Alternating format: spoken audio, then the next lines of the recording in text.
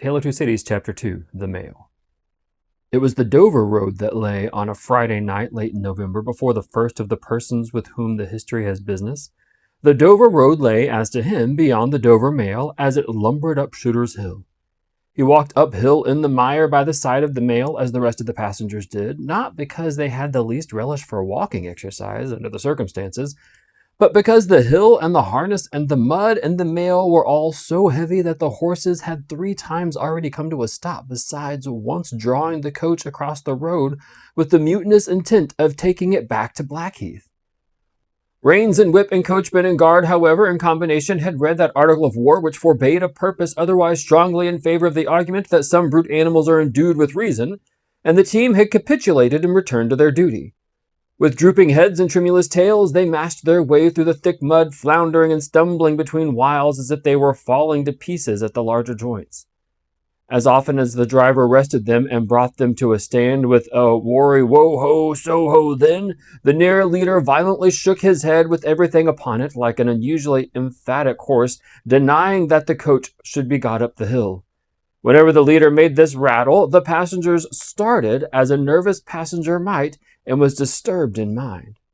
There was a steaming mist in all the hollows, and it had roamed in its forlornness up the hill like an evil spirit seeking rest and finding none.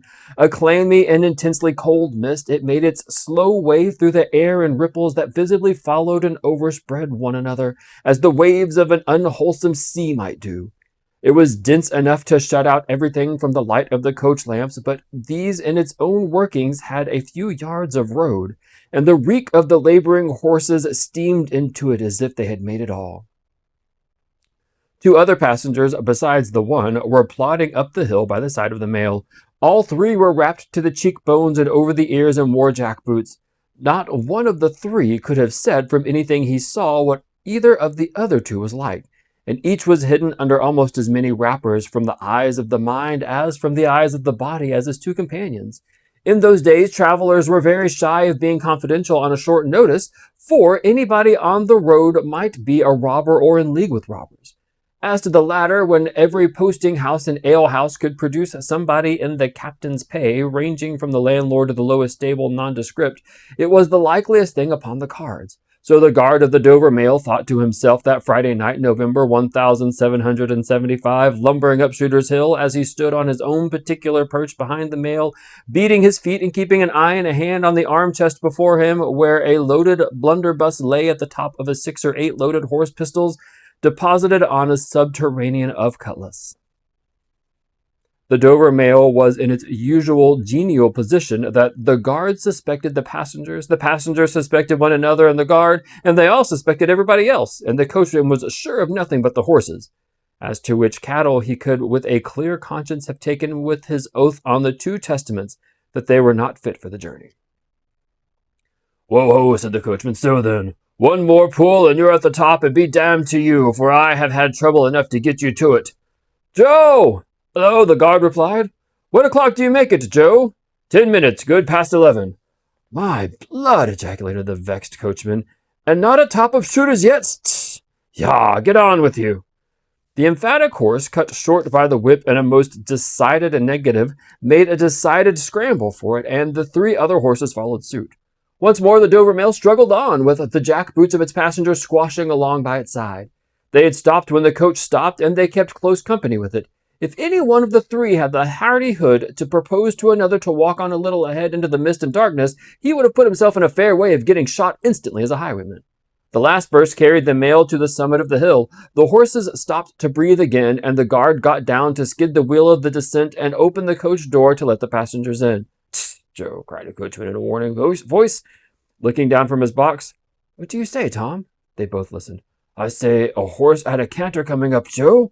"I say a horse at a gallop, Tom," returned the guard, leaving his hold of the door and mounting nimbly to his place. "Gentlemen, in the king's name, all of you!" With this hurried adjuration, he cocked his blunderbuss and stood on the offensive. The passenger booked by his history was on the coach step getting in. The 2 other passengers were close behind him and about to follow. He remained on the step, half in the coach and half out of it. They remained in the road below him.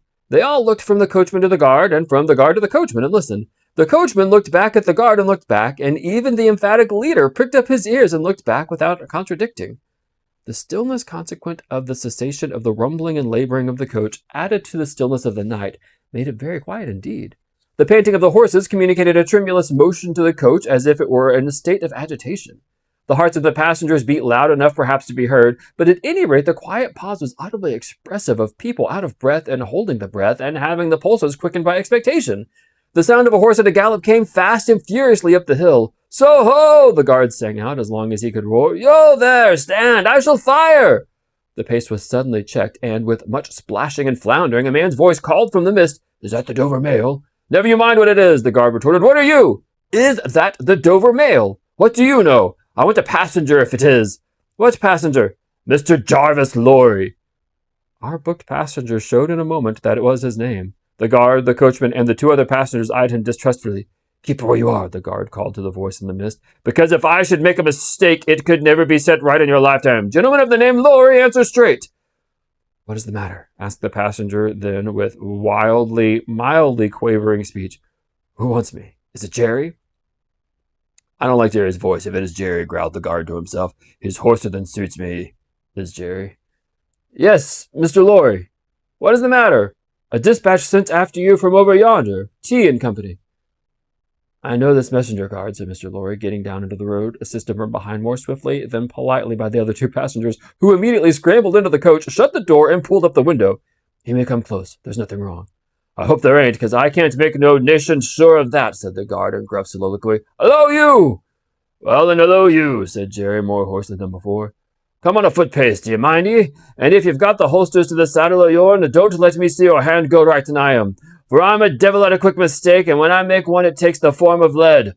So now let's look at you." The figures of a horse and rider came slowly through the eddying mist and came to the right side of the mail where the passenger stood. The rider stooped and, casting up his eyes at the guard, handed the passenger a small folded paper.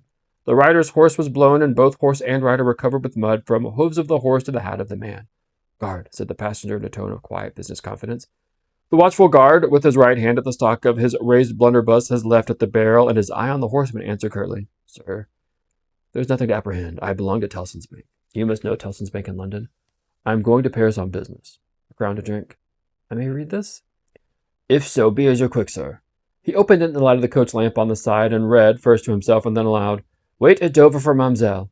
It's not long, you see, guard. Jerry, say that my answer was recalled to life." Jerry started in his saddle. "That's a blazing strange answer, too," said he at the horses. "Take that message back, and they will know that I received this, as well as I wrote. Make the best of your way. Good night." With those words, the passenger opened the coach door and got in, not at all assisted by the fellow passengers, who had expeditiously secreted their watches and purses in their boots and were now making a general pretense of being asleep, with no more definite purpose than to escape the hazard of originating any other kind of action. The coach lumbered on again, with heavier wreaths of mist closing round it as it began the descent. The guard soon replaced his blunderbuss on his arm chest, and having looked to the rest of the contents, and having looked at the supplementary pistols that he wore in his belt, looked to a smaller chest beneath his seat, in where there were a few smith's tools, a couple of torches, and a tinderbox. For he was furnished with that completeness that if the coach lamps had been blown and stormed out, which did occasionally happen, he had only to shut himself up inside, keep the flint and steel sparks well off the straw, and get a light and tolerable safety and ease, if he were lucky, in 5 minutes.